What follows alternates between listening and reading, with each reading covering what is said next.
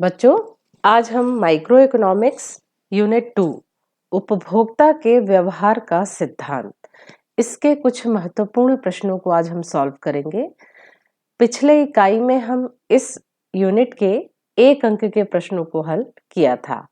आज मैं कुछ 2 अंक के प्रश्न और कुछ 4 अंकों के प्रश्नों को आज हम समझेंगे।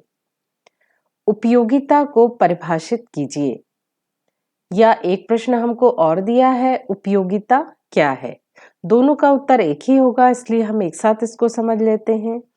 इस प्रश्न को समझने के लिए हम कुछ उदाहरण देखते हैं।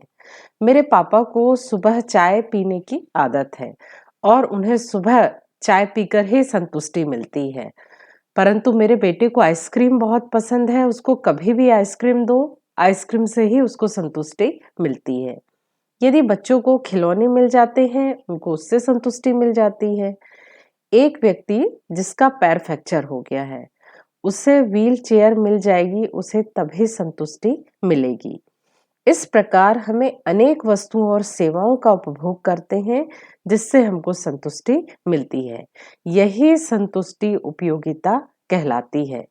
इसका उत्तर हम कैसे लिखेंगे? उपयोगिता का अभिप्राय किसी वस्तु के उपभोग से प्राप्त होने वाली संतुष्टि से है। या हम इसका उत्तर क्या लिख सकते हैं? उपयोगिता का अभिप्राय किसी वस्तु की आवश्यकता को संतुष्ट करने की क्षमता से है। तो आप ये उत्तर भी लिख सकते हैं या ये उत्तर भी, आपको जो सरल लगे आप कोई भी एक उत्तर अपने परीक्षा की कॉपी में लिख सकते हैं। उपयोगिता की विशेषता लिखिए। उपयोगिता एक आत्मनिष्ठ धारणा है। उपयोगिता किसी वस्तु का निजी गुण नहीं है, यह एक मनोवैज्ञानिक धारणा है जो वस्तु के उपभोग की मानसिकता पर निर्भर करता है। जैसे मुझे सुबह लेमन ग्रीन टी पीना पसंद है। मैं ये नहीं कह सकती कि ये सभी के लिए उपयोगी है। ये मेरी पसंद है जो मेरी मानसिकता पर निर्भर करती है। जबकि मेरे पापा को दूध वाली चाय पसंद है जो उनके लिए उपयोगी है। इस प्रकार मैं ये कह सकती हूँ कि उपयोगिता एक आत्मनिष्ठ धारणा है जो हमारे मनोविज्ञान पर निर्भर करती है कि हमको कौन सी चीज पसंद है और किससे हमको संतुष्टि मिलती है, और कौन सी चीज हमारे लिए हमको संतुष्ट नहीं करती तो वो हमारे लिए उपयोगी नहीं होगी। अगला पॉइंट है, उपयोगिता व्यक्तिगत होती है। उपयोगिता व्यक्ति से संबंधित होती है। एक वस्तु एक व्यक्ति के लिए उपयोगी हो सकती है, दूसरे के लिए नहीं। जरूरी नहीं है कि हर वस्तु हर एक के लिए उपयोगी हो। जैसे यदि कोई व्यक्ति स्मोकिंग करता है, उसके लिए सिगरेट उपयोगी हो सकती है, सभी व्यक्ति के लिए सिगरेट उपयोगी नहीं हो सकती। ये उपयोगिता कैसी होती है? व्यक्तिगत होती है। ये किस पे निर्भर करती है? व्यक्ति की पसंद और नापसंद पर। तीसरा है, उपयोगिता को लाभ के साथ समाहित नहीं किया जा सकता। उपयोगिता और लाभदायकता दोनों अलग अलग हैं। एक वस्तु लाभदायक ना हो परंतु किसी व्यक्ति विशेष के लिए उसकी उपयोगिता हो सकती है। जैसे सिगरेट। सिगरेट जरूरी नहीं है कि सिगरेट लाभ नहीं पहुंचाती व्यक्ति को, परंतु ये किसी के लिए उपयोगी होती है जो स्मोकिंग करते हैं। उपयोगिता अमूर्त होती है। उपयोगिता का भौतिक स्वरूप नहीं होता, ना उसे हम देख सकते हैं ना स्पष्ट किया जा सकता, केवल महसूस कर सकते हैं। किसी भी वस्तु की जो उपयोगिता है वो हम केवल क्या कर सकते हैं? महसूस कर सकते हैं। उपयोगिता आवश्यकता की तीव्रता पर निर्भर करती है। जैसे मुझे यदि भूख लगी है, रोटी की जो उपयोगिता है मेरे लिए बहुत अधिक है, परंतु यदि मेरा पेट भरा है तो मेरे लिए रोटी की उपयोगिता कम हो जाएगी। उपयोगिता समय तथा स्थान के अनुसार परिवर्तनशील है। जैसे एक ठंडा प्रदेश है या कोई ठंडा देश है, वहां स्वेटर की उपयोगिता बहुत अधिक होगी, परंतु कोई गर्म देश है जहां बहुत गर्मी पड़ती है या गर्म प्रदेश है, वहां स्वेटर की उपयोगिता नहीं होगी। तो उपयोगिता समय और स्थान के अनुसार भी परिवर्तनशील है। उपभोक्ता का अर्थ बताइए। इसको भी हम एग्जाम्पल से समझ लेंगे। उपभोक्ता उस व्यक्ति को कहते हैं जो विभिन्न वस्तुओं एवं सेवाओं का उपभोग करता है अथवा उसका उपयोग करता है। या इसका उत्तर कैसे लिख सकते हैं? उपभोक्ता वह आर्थिक एजेंट है जो अपनी इच्छाओं की प्रत्यक्ष संतुष्टि के लिए वस्तुओं तथा सेवाओं का उपयोग करता है।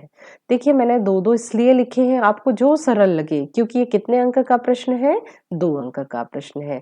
तो आपको शब्द सीमा में आपको छोटा उत्तर ही लिखना है। तो आपको जो सरल लगे आप वो उत्तर अपनी कॉपी में नोट कर सकते हैं और याद कर सकते हैं। इसको भी हम उदाहरण से समझ लेते हैं। जैसे मैंने 1 कप चाय पिया तो मैं चाय की उपभोक्ता हूँ, परंतु एक चाय बेचने वाला है, ये चाय का उपभोक्ता नहीं है। ये चाय का स्वयं उपभोग नहीं कर रहा। या ये कार का मालिक है, ये अपनी कार का उपभोक्ता है, परंतु ये टैक्सी ड्राइवर है, ये कार का उपभोक्ता नहीं है। तो इस प्रकार उपभोक्ता उस व्यक्ति को कहते हैं जो विभिन्न वस्तुओं और सेवाओं का उपभोग करता है, स्वयं उपभोग करता है, उसे हम उपभोक्ता कहते हैं। उपभोक्ता संतुलन का अर्थ बताइए। आप मान लीजिए कि आपके पास 500 रुपए है और आपको 500 रुपए के नोट को किस प्रकार खर्च करेंगे कि आपको अधिकतम संतुष्टि प्राप्त हो। ये जो 500 रुपए हैं, आप बाजार जाते हैं और आप ये कोशिश करते हैं कि इस प्रकार की चीज खरीदें जिससे आपको अधिकतम संतुष्टि प्राप्त हो। यही उपभोक्ता संतुलन कहलाता है। जैसे इसका उत्तर हमको कैसे लिखना है? एक उपभोक्ता संतुलन की स्थिति में तब होता है जब वह अपनी दी हुई आय को, यानी जो हमारे 500 रुपए थे ना, आय को विभिन्न वस्तुओं और सेवाओं पर इस प्रकार खर्च करता है कि अपनी संतुष्टि को अधिकतम प्राप्त कर सके, अपनी संतुष्टि अधिकतम कर सके। इसका उत्तर भी दूसरा ये है। उपभोक्ता संतुलन से तात्पर्य उपभोक्ता अपनी आय किस प्रकार व्यय करके अधिकतम संतुष्टि प्राप्त करता है। जब वह अपनी आय को विभिन्न वस्तुओं पर इस प्रकार खर्च करता है कि उसे अधिकतम संतुष्टि प्राप्त होती है। इसमें भी दो में से आप कोई भी एक उत्तर लिख सकते हैं। अगले प्रश्न के लिए आपको केवल रोटी खाना है। आप अपन इस बच्चे की जगह आप ये मान लीजिए कि आप हैं और आपको भूख लगी है। यदि आपको ये उदाहरण अच्छे से समझ में आ गया तो हमारा ये जो सिद्धांत है या इस चैप्टर का जो मेन सिद्धांत है वो अच्छे से समझ में आ जाएगा। आपको बहुत भूख लगी है और मम्मी ने आपको एक रोटी दी तो आपको बहुत अच्छी लगेगी। फिर मम्मी ने एक रोटी और आपको दिया तो आपको क्या लगेगा? अच्छी लगेगी, लेकिन पहली रोटी जितनी अच्छी नहीं लगेगी। फिर मम्मी ने एक रोटी और दिया, एक रोटी और दिया, आपने 4 रोटी खा ली। अब 5वीं रोटी मिल गई आपको। अब 5वीं रोटी खाने पर आपका पेट क्या हो गया? भर गया। अब आपको लगेगा नहीं मम्मी अब बस हो गया, मेरा पेट भर गया, अब मुझे और रोटी की आवश्यकता नहीं है। मम्मी ने कहा कि नहीं, अब आपको एक रोटी तो और खानी पड़ेगी, एक रोटी और खा लो, मैं गरम रोटी बना रही हूँ। अब एक रोटी आपने और खा ली तो आपको क्या अच्छा लगेगा? या आपकी हालत खराब हो जाएगी। इसका मतलब है कि 6वीं रोटी की उपयोगिता आपके लिए ऋणात्मक होगी। वो रोटी आपको फायदा नहीं करेगी बल्कि नुकसान करेगी। यही हमारा सिद्धांत है। सीमांत उपयोगिता हास्य नियम की व्याख्या चित्र सहित कीजिए। उपयोगिता हास्य नियम उपभोग क्षेत्र का एक महत्वपूर्ण नियम है। इस नियम का प्रतिपादन फ्रेंच अर्थशास्त्री गोसेन ने किया था। कौन से सिद्धांत का? सीमांत उपयोगिता हास्य नियम। ये इस पाठ का मुख्य सिद्धांत है।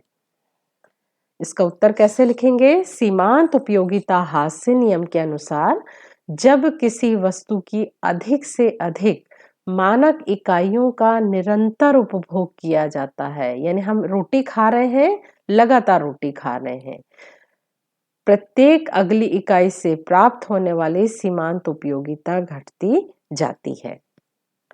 इस नियम की मान्यता क्या है? उपभोग की जाने वाली वस्तु की सभी इकाइयां गुण एवं आकार में समान होना चाहिए। यदि हमारे घर में इतनी बड़ी रोटी बनती है तो हमको लगातार इतनी ही बड़ी रोटी, जब हम लगातार 6 रोटी खाएंगे तब ये सिद्धांत लागू होगा। ऐसा नहीं है कि आपकी पहली रोटी इतनी बड़ी बनी, दूसरी रोटी इतनी बड़ी, तीसरी रोटी इतनी बड़ी, चौथी रोटी इतनी बड़ी, तब ये नियम लागू नहीं होगा। इसकी इकाइयां कैसी होना चाहिए? एक बराबर होनी चाहिए। वस्तु केवल मानक इकाइयों का प्रयोग होना चाहिए, जैसे चाय का 1 कप, ना कि 1 चम्मच चाय। यदि आप यदि ये नियम यदि ये सिद्धांत यदि आप पढ़ रहे हैं और चाय के कप से पढ़ रहे हैं कि आपने 1 कप चाय पी, 2 कप चाय पी, 3 कप चाय पी, तो आप लगातार कप का उपयोग करेंगे। ऐसा नहीं कि पहली कप आपने चाय पी, दूसरी चम्मच से पी ली, फिर एक ड्रॉपर से पी ली, तब ये सिद्धांत लागू नहीं होगा। वस्तु का उपभोग निरंतर है, अर्थात वस्तु का उपभोग लगातार किया जाना चाहिए। यदि आपने 6 रोटी खाई है तो आप एक बार में बैठ के 6 रोटी जब एक साथ खाएंगे, तब ये सीमांत उपयोगिता हास्य नियम लागू होगा। ऐसा नहीं कि सुबह 8 बजे एक रोटी खाई, फिर 12 बजे एक रोटी खाई, फिर 3 बजे एक रोटी खाई, फिर 6 बजे खाई, रात के 9 बजे एक रोटी खाई और 11 बजे फिर छठवीं रोटी खा ली, तब ये सिद्धांत लागू नहीं होगा। जब हम एक बार बैठे सुबह 11 बजे और लगातार जब हम 6 रोटी खा रहे हैं, तब ये सिद्धांत लागू होगा। इसके अलावा भी हमारे और मान्यता दी है, उपभोक्ता की मानसिक स्थिति पर भी ये सिद्धांत लागू होता है। उपभोक्ता की रुचि, आदत, फैशन, उसकी आय और स्वभाव में परिवर्तन नहीं होना चाहिए। उपयोगिता हास्य नियम को उदाहरण एवं चित्र के द्वारा भी हम समझ सकते हैं। यदि हम रोटी का ही उदाहरण लें, तो हमने अभी देखा था कि पहली रोटी की उपयोगिता सबसे अधिक 8 थी, दूसरे की थोड़ी कम हो गई, तीसरे की और कम और चौथी की और कम। यानी पहली से चौथी रोटी जैसे जैसे बढ़ती जा रही है, हमारी सीमांत उपयोगिता कम होती जा रही है। 5वीं रोटी जब हमने खाई तो हमारा पूरा पेट भर गया, यानी हमको पूर्ण तृप्ति या पूर्ण तरह से संतुष्टि प्राप्त हो गई। इसको हम पूर्ण तृप्ति बिंदु भी कहते हैं। और हमने 6वीं रोटी खाई तो ये हमारे लिए ऋणात्मक उपयोगिता यानी हमारी हालत खराब करने वाली स्थिति हो जाएगी जब हमने 6वीं रोटी खाई। इसे हम रेखा चित्र से भी समझ लेते हैं। इस प्रकार हमें ये रेखा चित्र प्राप्त होगा। यहाँ हम x एक्सिस में हम रोटी की इकाई लेंगे और y अक्ष में सीमांत उपयोगिता लेंगे। जब हम एक रोटी खाते हैं, पहली रोटी खाई तो हमको कितनी उपयोगिता प्राप्त हुई? 8। दूसरी रोटी में 6, तीसरी रोटी में हमको 4 और चौथी रोटी में 2। 5वीं रोटी में हमको उपयोगिता कितनी प्राप्त हुई? 0 और 6वीं रोटी में हमारी उपयोगिता कितनी प्राप्त हुई? ऋण 2। ये ऋणात्मक 2 हो गया।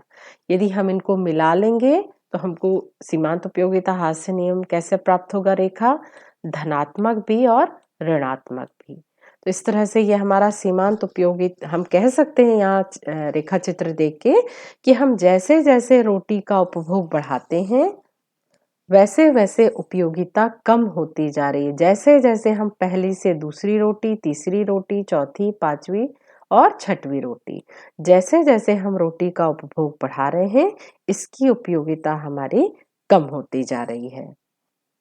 सीमांत उपयोगिता हास्य नियम के 2 व्यावहारिक महत्व बताइए। ये भी हमारा 2 अंक का है, परंतु मैंने यहाँ पॉइंट ज्यादा लिए हैं, जिससे आपको जो सरल लगे आप उतने को अच्छे से तैयार कर लीजिए। सीमांत उपयोगिता हास्य नियम मांग के नियम की व्याख्या करता है। किसकी व्याख्या करता? मांग का नियम हम आगे पढ़ेंगे। मांग का नियम का आधार क्या है? सीमांत उपयोगिता हास्य नियम। उपयोगिता हास्य नियम हमें ये बताता है कि मांग वक्र दाएं ओर गिरता हुआ होता है। सम सीमांत उपयोगिता नियम भी इस नियम पर आधारित है। उपभोक्ता की बचत का सिद्धांत भी उपयोगिता हास्य नियम पर आधारित है। देखिए, ये सम सीमांत उपयोगिता नियम, मांग का नियम और बचत का जो सिद्धांत है, ये नियम भी किस पर आधारित है? सीमांत उपयोगिता हास्य नियम पर। यानी ये कितना महत्वपूर्ण है, ये तीनों नियम इसी पर आधारित हैं। यह नियम आधुनिक कर प्रणाली का आधार है। हमारे देश में प्रगतिशील कर प्रणाली है जो उपयोगिता हास्य नियम पर ही आधारित है, जिसके अनुसार क्या होता है, सरकार अमीर व्यक्ति से अधिक कर लेती है और गरीब व्यक्ति से कम कर लेती है। यह नियम के कारण ही विभिन्न प्रकार की वस्तुओं का उत्पादन होता है। यानी इसके अनुसार ही हमारे देश में या दुनिया में अलग अलग वस्तुओं का उत्पादन होता है, क्योंकि कोई भी व्यक्ति एक वस्तु से बोर हो जाता है तो फिर वही दूसरी वस्तु का उत्पादन हो जाता है।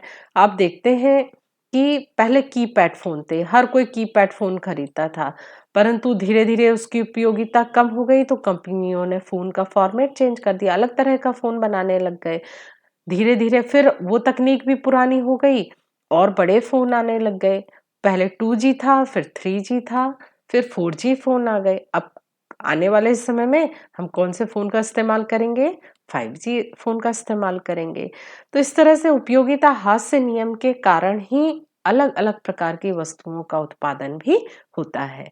देखिए, आप 5 पॉइंट मत लिखिए, परीक्षा ये केवल 2 अंक का प्रश्न है, तो आप 2 अंक के हिसाब से ही प्रश्न का उत्तर तैयार कीजिए। सीमांत उपयोगिता, कुल उपयोगिता, औसत उपयोगिता में संबंध बताइए। हम इसके लिए पहले ये समझते हैं कि सीमांत उपयोगिता क्या है। वस्तु की एक अतिरिक्त इकाई के उपभोग से कुल उपयोगिता में होने वाली वृद्धि को सीमांत उपयोगिता कहा जाता है।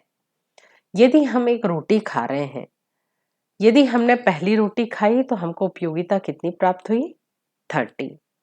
अब हमने दूसरी रोटी खाई तो कितने उपयोगिता में और वृद्धि हो गई, 20 उपयोगिता हमारे लिए और बढ़ गई। तीसरी रोटी हमने खाई तो और कितनी उपयोगिता बढ़ गई, 10 की उपयोगिता और बढ़ गई। तो इस तरह से एक अतिरिक्त इकाई का उपभोग करने से जो उपयोगिता में वृद्धि होती है उसे हम सीमांत उपयोगिता कहते हैं। कुल उपयोगिता क्या होता है, वस्तु के उपभोग की जाने वाली सभी इकाइयों से प्राप्त होने वाली उपयोगिता के योग को कुल उपयोगिता कहते हैं। यहाँ हमने कितनी रोटी का उपभोग किया है, कुल 3 रोटी का उपभोग किया। यदि हम इसको क्या कर दें, जोड़ दें, इनके टोटल कर दें तो हमको क्या प्राप्त हो जाएगा, कुल उपयोगिता। कुल उपयोगिता देखिए 30 + 20 + 10 कितना प्राप्त हो गया हमको, 60। तो कुल उपयोगिता कितनी हो गई, 60। इसको हम कॉपी में ऐसे लिखेंगे, पहले हम कुल उपयोगिता लिख देंगे, वस्तु के उपभोग की जाने वाली सभी इकाइयों से प्राप्त होने वाली उपयोगिता के योग को कुल उपयोगिता कहते हैं। सीमांत उपयोगिता, वस्तु की एक अतिरिक्त इकाई के उपभोग से कुल उपयोगिता में होने वाली वृद्धि को सीमांत उपयोगिता कहा जाता है। और औसत उपयोगिता किसे कहते हैं, उपभोग की गई सभी इकाइयों से प्राप्त होने वाली उपयोगिताओं के योग से उपभोग की गई इकाइयों की संख्या का भाग देने पर औसत उपयोगिता प्राप्त होती है। हम क्या दे देंगे, भाग। आप जानते हैं औसत कैसे निकालते हैं, है ना, किसी भी चीज का औसत क्या होता है, सभी इकाई को हम जोड़ लेते हैं और जितनी संख्या होती है उसका हम क्या कर देते हैं, भाग दे देते हैं। तो किसी भी वस्तु का, किसी भी अंक का हम औसत ज्ञात कर सकते हैं। इसको हम रेखा चित्र से समझ लेते हैं। हम रोटी ही खा रहे हैं, मैंने कहा था कि आप रोटी का ही उदाहरण लीजिए जिससे आपको पूरा पाठ, पूरे प्रश्न जो है अच्छे से समझ में आ जाए। हमने रोटी खाई, पहली रोटी से सबसे अधिक सीमांत उपयोगिता 12 मिली, दूसरे से कम मिली 6 मिली, तीसरे से 4, चौथे से 2। 5वीं रोटी खाने से हमारा पूरा पेट भर गया, पूर्ण संतुष्टि मिल गई और 6वीं रोटी खाने से हमको ऋणात्मक उपयोगिता प्राप्त हुई। इसकी कुल उपयोगिता कैसे निकल जाएगी, पहली की कुल उपयोगिता तो 12 ही होगी, दूसरे की क्या हो जाएगी, 12 + 6 = 18 और तीसरे की 12 + 6 + 4 कितनी प्राप्त हो गई, 22। चौथे की 12 + 6 + 4 + 2 कितनी हो गई, 24। पांचवी की पहली से लेके चौथी और 5वीं को हम जोड़ लेंगे तो कितना प्राप्त होगा, 24। और 6वीं की ये 5 को 6 को जोड़ लेंगे तो हमको 22 कम क्यों हो गई? 24 से हमने -2 को घटा दिया तो कितनी प्राप्त हो गई? 22। हमको यहाँ उदाहरण से समझ में आ गया कि रोटी की उपभोग हम जैसे जैसे बढ़ा रहे हैं, सीमांत उपयोगिता कम होती जा रही है और कुल उपयोगिता यहाँ बढ़ रही है। फिर और हमने बढ़ाई तो सीमांत उपयोगिता 0 हो गई और कुल उपयोगिता यहाँ पर भी अधिकतम है, यहाँ स्थिर भी हो गई है और अधिकतम भी है। अब हम एक रोटी की और उपभोग बढ़ा रहे हैं तो सीमांत उपयोगिता ऋणात्मक हो गई है और कुल उपयोगिता देखिए यहाँ पे 24 से क्या हो गई है? कम हो गई है।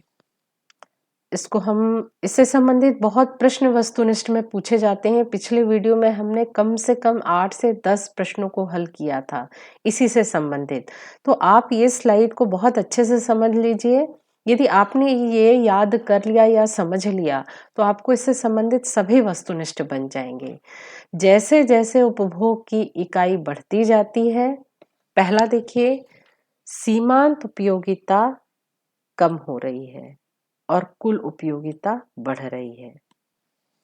दूसरी स्टेज देखिए, जब सीमांत उपयोगिता 0 है तब कुल उपयोगिता अधिकतम है। ये वाला देखिए, ये वाला पोर्शन के लिए ये पहला पॉइंट है। और जब सीमांत उपयोगिता ऋणात्मक है तब कुल उपयोगिता कम हो रही है। देखिए 24 से क्या हो गई? कम हो गई। ये देखिए, क्योंकि परीक्षा में कुल उपयोगिता और सीमांत उपयोगिता से संबंधित ही प्रश्न पूछा जाता है। यदि आपने इतना समझ लिया तो आप पूरे प्रश्नों को बिना कंफ्यूजन के आप सॉल्व कर सकते हैं। कुल उपयोगिता और सीमांत उपयोगिता के संबंध को हम रेखा चित्र से भी व्यक्त कर सकते हैं। हम x अक्ष में वस्तुएं लेंगे और y अक्ष में उपयोगिता लेंगे। सीमांत उपयोगिता जो धनात्मक, शून्यात्मक और ऋणात्मक होती है। ये जो हमारी सीमांत उपयोगिता है, ये देखिए 12, 12, 6, 4, 2, ये 0 हो गई और ये ऋण 2 हो गई। ये हमारी क्या है? सीमांत उपयोगिता है। इसी प्रकार ये जो हमारी कुल उपयोगिता है 12, 18, 22, 24 और ये 24 यहाँ पे क्या हो गई है? अधिकतम है और स्थिर है। और फिर कम हो गई है, ये देखिए यहाँ पे छठवीं रोटी पे 22, ये दिख रहा है आपको? कम हो गई। तो कुल उपयोगिता क्या होती है? पहले बढ़ती है, अधिकतम होती है, स्थिर होती है और फिर कम होने लगती है। जब सीमांत उपयोगिता 0 होती है तब कुल उपयोगिता अधिकतम और स्थिर होती है। इससे संबंधित भी बहुत सारे हमारे वस्तुनिष्ठ प्रश्न बैंक में दिए हैं। जब सीमांत उपयोगिता 0 होती है तब कुल उपयोगिता अधिकतम और स्थिर होती है। यहाँ पर भी देख लीजिए, जब सीमांत उपयोगिता 0 होती है तब कुल उपयोगिता अधिकतम और स्थिर होती है। इस प्रकार से कुल उपयोगिता सीमांत उपयोगिता में संबंध के लिए आप परीक्षा में कुल उपयोगिता लिखिए क्या होती है, सीमांत उपयोगिता क्या होती है। आप ये सारणी बनाइए और ये चित्र बनाइए। ये चित्र बनाना बहुत सरल है। ये देखिए आपको कैसे बनाना है, बहुत बस आप ऐसा बना दीजिए। ये देखिए, बस ये ध्यान रखिए कि जब ये 0 होती है तब कुल उपयोगिता अधिकतम और स्थिर होती है। ये देखिए, ये ऐसा, ये हो गई हमारी MU मार्जिनल यूटिलिटी यानी सीमांत उपयोगिता। ये टोटल यूटिलिटी TU यानी कुल उपयोगिता। ये 0 है, ये अधिकतम है। तो इस तरह से आप जब परीक्षा में कॉपी में इस तरह से चित्र बना देते हैं तो जांचने वाले को ये लगता है कि आपने बहुत अच्छा उत्तर दिया है। और आप अर्थशास्त्र में जितना अधिक रेखा चित्र का इस्तेमाल करेंगे आपको उतने अच्छे अंक प्राप्त होंगे। देखिए कितना आसान भी है। जरूरी नहीं है कि आप इस तरह से ये सारा डिटेल लिखें। आप यहाँ बस ये लिख दीजिए ये वस्तुएं हैं और y अक्ष में आपकी उपयोगिता है। जरूरी नहीं है कि आप इस तरह का एक एक डिटेल दें।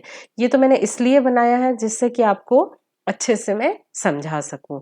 आप परीक्षा में केवल इतना रेखा चित्र आप बनाकर आ जाइए, देखिए आपको पूरे अंक जरूर प्राप्त होंगे। है, कुल उपयोगिता अधिकतम कब होती है? देखिए, कुल उपयोगिता अधिकतम कब होती है? सीमांत उपयोगिता ये लाइन हो गई, ये हो गई हमारी कुल उपयोगिता। कुल उपयोगिता अधिकतम कब होती है? जब सीमांत उपयोगिता शून्य होती है। अभी तो हमने देखा, ये हमारी सीमांत उपयोगिता है, ये हमारी कुल उपयोगिता। कुल उपयोगिता अधिकतम कब होती है? जब सीमांत उपयोगिता शून्य होती है। लिखेंगे कैसे? जब सीमांत उपयोगिता शून्य होती है तब कुल उपयोगिता अधिकतम होती है। धनात्मक और ऋणात्मक उपयोगिता से क्या तात्पर्य है? वही हम रोटी का उदाहरण लेते हैं। पहली, दूसरी, तीसरी, चौथी, पांचवी, छठवीं, पहली रोटी से चौथी रोटी तक तो ये उपयोगिता हमारी कम होती जा रही है और छठवीं रोटी में ऋणात्मक। ये देखिए, पहली, परंतु ये यहाँ से उपयोगिता तक, चौथी रोटी तक हमारी उपयोगिता कैसी है? धनात्मक। यहाँ हमको कोई नुकसान नहीं हो रहा।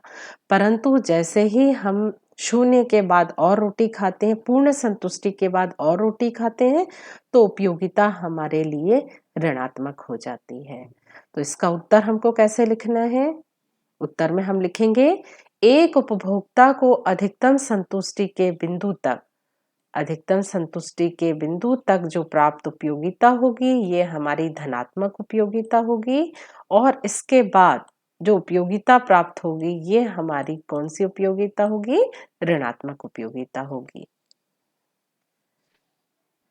आप मान लीजिए कि आपके पास 20 रुपए हैं और आपकी मम्मी ने कहा कि आपको बाजार से 2 प्रकार के फल खरीदना है। कौन सा? आम और केला। और दोनों की कीमत 5-5 रुपए है। आम भी 5 रुपए का है और केला भी 5 रुपए का है। अब आप कितने फल खरीद सकते हैं? कैसे खरीद सकते हैं? आप गए तो आपने 4 आम खरीद लिया, केला नहीं खरीदा, तो आपके 20 रुपए खर्च हो जाएंगे, क्योंकि 4 आम कितने रुपए का आएगा? 20 रुपए का आएगा। या फिर आप क्या करोगे? 4 केले खरीद लोगे और आम नहीं खरीदोगे। इसके दाम भी कितने होंगे? 20 रुपए। 5 रुपए का एक केला है, तो 4 केले आपने खरीदे, कितने रुपए खर्च हो गए आपके? 20 रुपए। या आप क्या करोगे? 2 आम खरीद लोगे और 2 केले खरीद लोगे। इसमें भी आपके कितने रुपए खर्च हो गए? 20 रुपए। 10 रुपए का आम और 10 रुपए का केला। या फिर आप क्या कर सकते हो? 1 आम खरीद लोगे 5 रुपए का और 3 केले 15 रुपए के, यानी आपके 20 रुपए इसमें भी खर्च हो गए। एक और कर सकते हैं आप, 1 आम खरीद लोगे 5 रुपए का और नहीं, 3 आम खरीद लोगे 15 रुपए के और 1 केला खरीद लोगे 5 रुपए का। इस तरह से ये भी 20 रुपए हुआ। तो आपने देखा कि आप 20 रुपए लेकर बाजार गए तो आप कितने प्रकार के सेट खरीद सकते हो। सेट का मतलब होता है केले और आम का सेट। आपने 2 प्रकार के फल खरीदने हैं। अब आप कितने तरह से अपने 20 रुपए को खर्च कर सकते हो, यही कहलाता हमारा बजट सेट। जो हमारा अगला प्रश्न है, उपभोक्ता के बजट समूह से आप क्या समझते हैं? समूह या सेट? जब बजट सेट को हम चित्र में, बजट सेट उन सभी बंडलों का संग्रह है जिससे उपभोक्ता विद्यमान बाजार कीमत पर अपनी आय से वस्तु खरीद सकता है। बंडलों का संग्रह जो मैंने अभी बनाया था, 4 शून्य, 0 4, 2 2, 2 केला 2 आम, 1 केला 3 आम, 3 आम 1 केला। इस तरह से ये जो मैंने बनाया था, ये क्या था? बंडलों का संग्रह। अपनी आय, यानी आपके पास कितनी आय थी? 20 रुपए। आप 20 रुपए में कौन सा बंडल का, कौन से समूह का सिलेक्शन करेंगे, यही कहलाता है बजट समूह। ये देखिए, उपभोक्ता की आय कितनी है? 20 रुपए।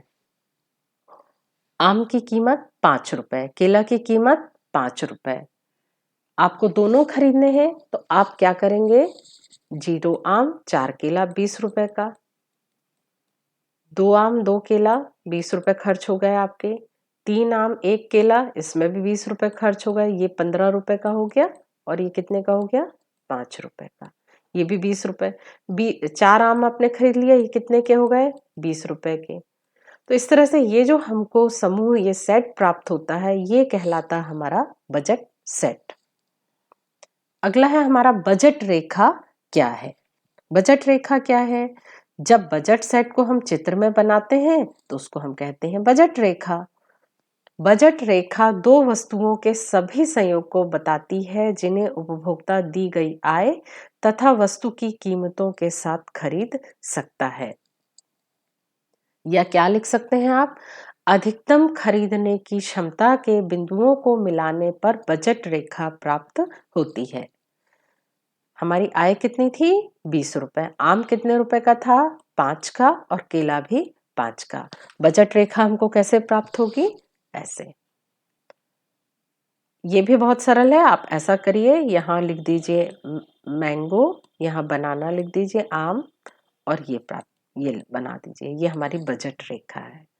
यदि आप यहाँ किसी बिंदु पर कुछ खरीदते हैं, जैसे 1 केला और 1 आम खरीदा, तो आपका केवल 10 रुपए खर्च हुआ, तो आपके 10 रुपए क्या हो गए? बच गए। परंतु इस लाइन में आप जितनी भी सेट खरीदेंगे, आपका पूरा 20 रुपए खर्च हो जाएगा। कितने रुपए खर्च हो जाएगा? 20। और बजट रेखा के बाहर के बिंदु पर आप खरीद नहीं सकते। आपने सोचा कि आपने 5 केला खरीद लिया, तो ये आपके इतने पैसे ही नहीं है। 5 केले कितने के आएंगे? 25 रुपए के आएंगे। कितने के आएंगे? 25 रुपए। और आपके पास केवल कितने रुपए हैं? 20 रुपए हैं। इस प्रकार से बजट रेखा पर स्थित बिंदु पर आप अधिकतम संतुष्टि प्राप्त कर सकते हैं, अधिकतम वस्तुएं खरीद सकते हैं। बजट रेखा के बाहर किसी बिंदु पर आप खरीदी नहीं कर सकते, क्योंकि वो आपके बजट के बाहर का है, यानी आपके पास उतने पैसे नहीं हैं।